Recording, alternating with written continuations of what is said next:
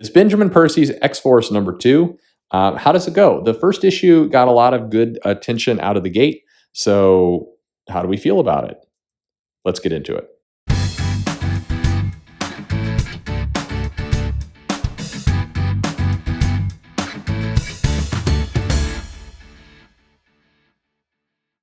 Hey, everybody, this is Perch. We're reviewing X-Force #2. And this was the book that probably was for a lot of people, was the #2 pick of the Dawn of X titles right after X-Men. And for a lot of good reason, this is a book that's probably most jointly connected into the X-Men kind of universe. And the first issue started out with a nice little cliffhanger, and that is that Professor X was shot and hope maybe dead. Not dead, but dead-ish in X-Men words.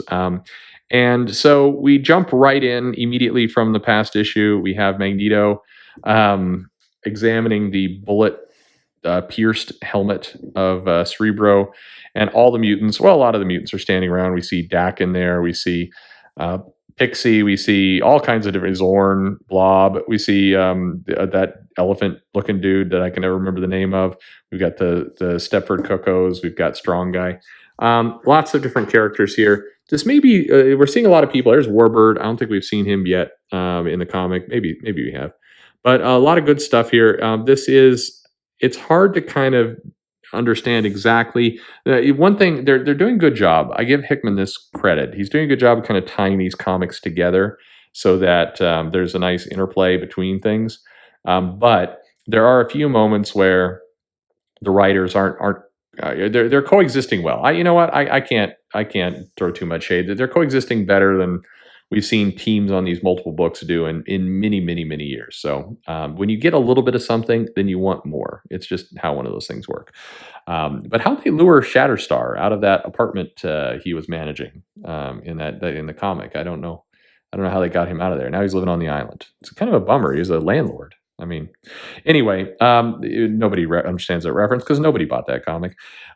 So here we are, and Magneto is saying, "You will return to us." Basically, the theme of this issue is going to be, who did this to Xavier? Can we get Xavier back? And kind of unraveling this mystery. So we were lured or promised that X-Force would kind of be two sides. It would be the science side, and it would be the violent side, or the CIA and the execution, although the CIA is pretty execution based. But anyway, so Magneto is giving the helmet to Jean, saying, go get him resurrected. Jean's showing some uncertainty, a little bit of trepidation to being able to do this, but she's like, no, I will. That's what I meant.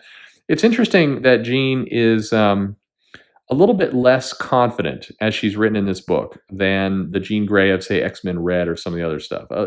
I'm curious because there's a common thread in New Mutants, in not so much Fallen Angels, but Excalibur a little bit, definitely in X-Force. Some of these books, definitely Marauders, where there's these characters aren't acting like themselves. Not exactly. So is this intentional? Is it just, I think a lot of us have gotten so used to writers, particularly at Marvel, coming in and just putting their own spin on things. And the characters are interestingly very familiar to kind of how they were, say, 10 years ago. Feels very much like that style. It feels like somebody went through and read all the X-Men comics and kind of brought these personalities. But what it feels like is the last, let's say, 5 years or so have been kind of scrubbed or erased. So we've ignored those last 5 years because there's some things that have happened. And maybe that's not a bad thing. I mean, some of those moments were not great. So is it just a matter of trying to erase some of the kind of the bad writing of these characters? I mean, bad in my opinion. Is it a clue of kind of where this world sits, where this timeline sits? Are we still getting a fake out that this isn't the true 616 timeline? We're kind of assuming it is, but is it? Our Captain America and Jason Aaron's Avengers, Venom, the Absolute Carnage, is that happening in the same world as this? We're assuming it is, but you just kind of wonder. You wonder about the timing of all this stuff, and there's little moments where you get the feeling like something's off, and Jean Grey's behavior and some of these things are one of them. At any rate, Jean Grey being part of the science, the technique side of things, if you will, she and Beast go down. They're finding the first cradle. We saw that reference much earlier, where there's another Cerebro.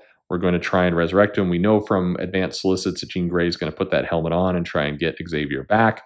Big question here is what Xavier is she going to bring back? I think we're going to get a little bit of the mystery teased out of when people are brought back. Are they brought back pure, or is there some modification taking place? This is maybe where we're going to find that out, and perhaps we're going to get the big switch if she brings Xavier back and she brings back a more pure Xavier that maybe. I don't know. I'm speculating at this point, but there's some interesting things in play with this whole storyline. We shift over to Sage doing the kind of autopsy of the they call them the Reavers, but they're not Reavers. They're like Reavers, but they're outfitted. They're grown. There's a mystery here. Again, back to the science part.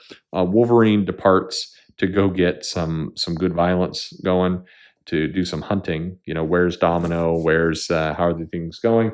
This leads Wolverine, who flies into South Korea, and I like how they got the smog down. And one of the things that, having been to South Korea, it's a dirty place. I mean in the nicest way. It's a beautiful place in many ways, but that airport is it's like it's surrounded by a paper factory and a bunch of other terrible smelling factories, and it just smells like you get into a cab and you drive into Seoul, and it just reeks. But anyway.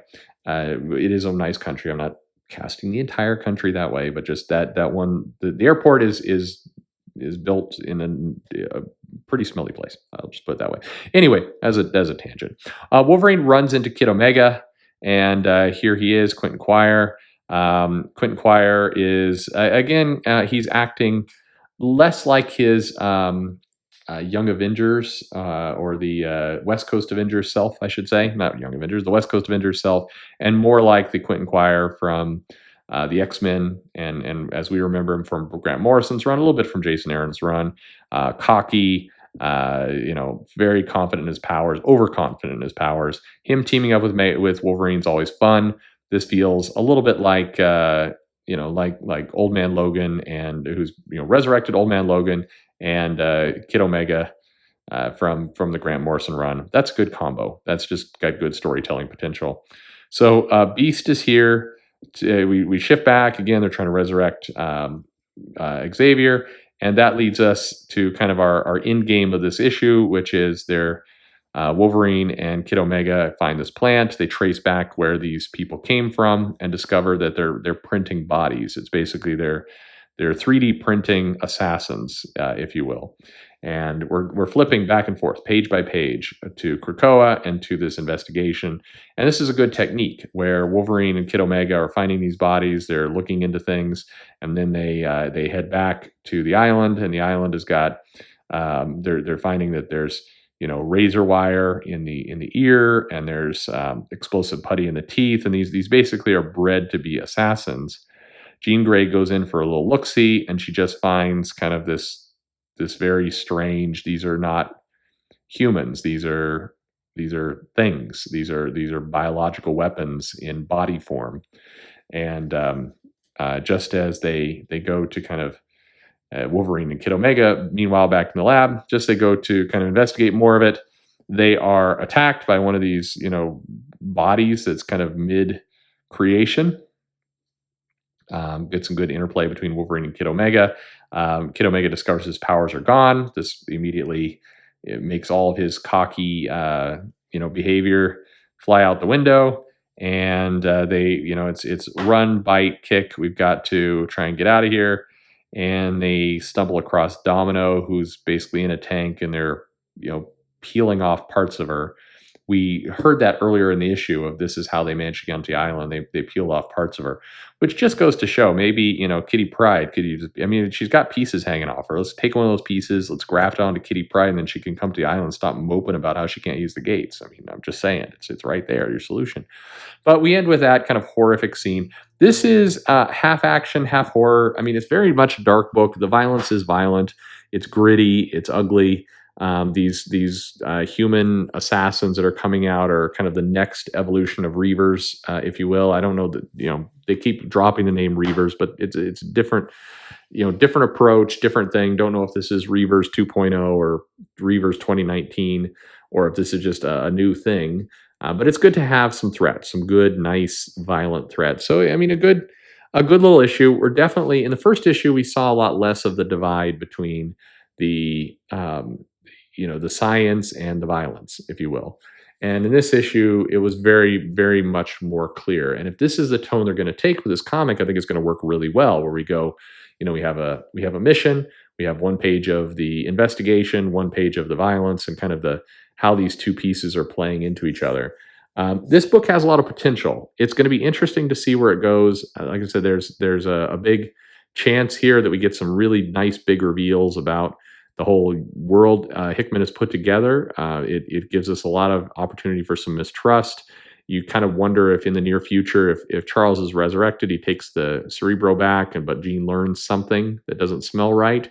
If this is going to create a little side quest or a little side mission that can kind of boil for a while or simmer for a while before it boils over around X-Force kind of investigating itself, investigating the mutants. I think there's a lot of good story potential here.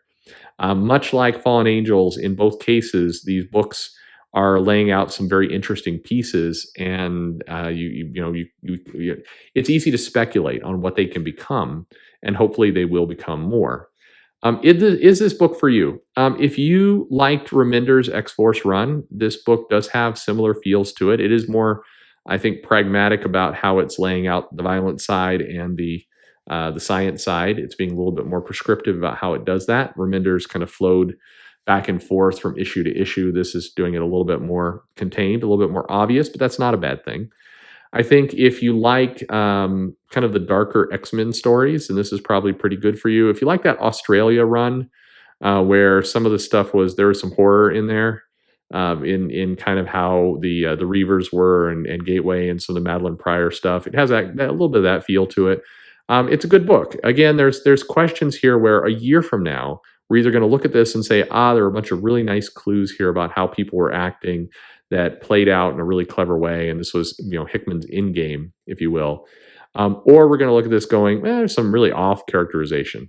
It's hard to tell which. It's one or the other, but I don't believe any of this is accidental. I believe it's on purpose. The question is to what end. But did you like the issue? Leave me a comment below. Would love to hear your thoughts, your feelings on it, what you liked, what you didn't like, and just let me know. Otherwise, like, subscribe, follow me on Twitter at Comic Perch, and thanks for listening.